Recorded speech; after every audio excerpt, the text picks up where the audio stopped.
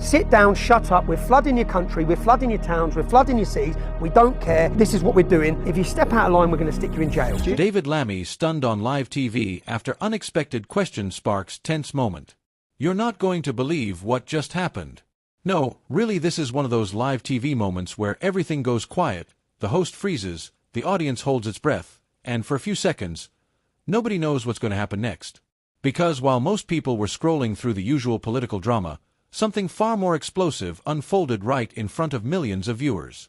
A moment so sharp, so unexpected, that even David Lammy, one of the most experienced political voices in the UK, was left staring, wide-eyed, struggling to respond. And it all began with one question. A question thrown at him so suddenly, so boldly, that the entire studio shifted. Let's get into it. So here's what went down. It was supposed to be a routine live segment. A simple discussion about rising tensions, political messaging, and the wave of public frustration the UK has been riding through for months. Lammy came prepared, calm, confident, focused. But then, a voice cut through the discussion. A question was thrown his way, direct and blunt. The kind of question that doesn't give you space to dodge or dance. Tommy Robinson, known for stepping into political conversations with hard, unfiltered comments, had made his presence felt. Not by shouting, not by accusing, but by dropping a question that landed like a weight in the middle of the room.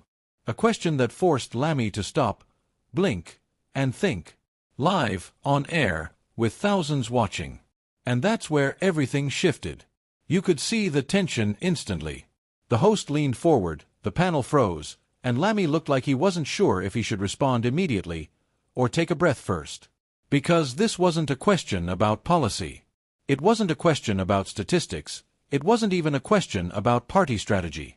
It was a question aimed right at the heart of the entire conversation. Are politicians really listening to the people anymore? Simple, but powerful. And the way it was asked, sharp, steady, without hesitation, made the moment even more intense. Lammy tried to speak. Paused. Shifted in his chair. Then tried again. For a few seconds, the silence was louder than any political argument. People watching at home felt it. The host felt it. Even the other guests felt it. It was one of those rare live TV moments where the truth of the tension spoke louder than any talking point.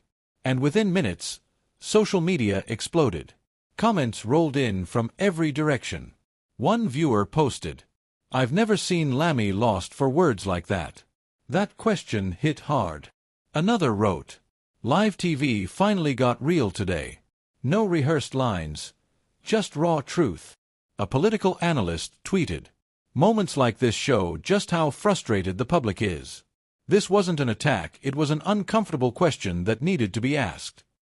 Even journalists chimed in, saying the silence told its own story. But behind the reactions, something deeper was happening, something political insiders have quietly been whispering for months. People are feeling unheard. People are feeling ignored. And when someone finally verbalizes that frustration, even powerful figures can be caught off guard. Now, let's talk about why this moment hit so strongly. Because David Lammy isn't new to pressure. He's handled debates, criticism, heated panels, you name it. But the reason this moment felt different is because the question cut past the politics and went straight to the public mood. Right now, the UK is dealing with rising costs, rising frustration, rising political division, and rising distrust in leadership. People are tired of polished answers. They're tired of endless debates that circle around the issues without ever touching the real feelings behind them. So when a direct question like that lands on live TV, it exposes something raw.